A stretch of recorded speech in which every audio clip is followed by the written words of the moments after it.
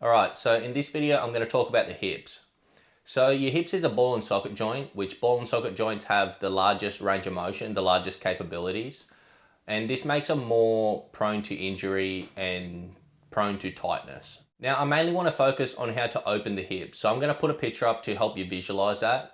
And I want you to pay attention to how the femur connects into the hips, because this is the part that you're opening when you do so. So when you open the hips, you want a wide stance, as wide as you can afford, depending whether it affects the complexity of the exercise or not. So a lot of leg movements require a specific stance so the muscles can function properly. But on exercises where this isn't a factor, say your rows, then a wider stance really helps. So along with this, toes open on about 45 degrees will help open the hips.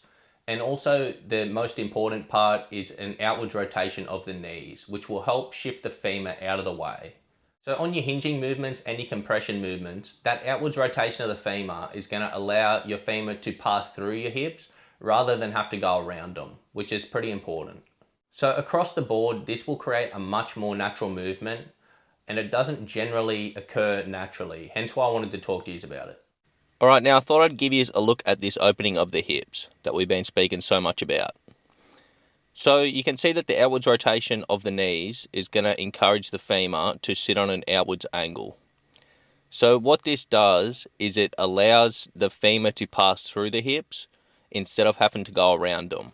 So on both your compression movements and your hinge movements, allowing the femur to pass through the hips is going to create a much more natural movement and take the pressure off your hips.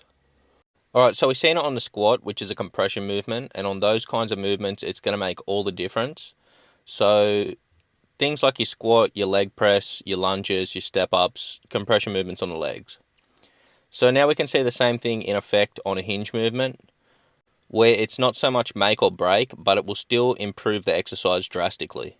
Alright, so lastly I wanted to give you a look at an exercise where the legs aren't involved, so you can afford a wider stance. Well, this will help open the hips even further. And then you got toes out to help that as well. And then that outwards rotation of the knees still to help the femurs pass through the hips rather than have to go around them. There are so many movements where this is relevant, which is why I wanted to pull you aside and take you under my wing and talk to you about it. So something else that I want to talk about is stretching and strengthening the hips.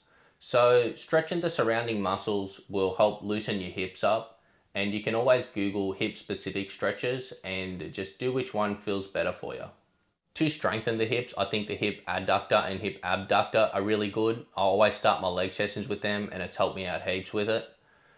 You can also use a booty band, which encourages outwards rotation of the knees, which will strengthen your hips. And you can always Google hip specific exercises and do which feels best.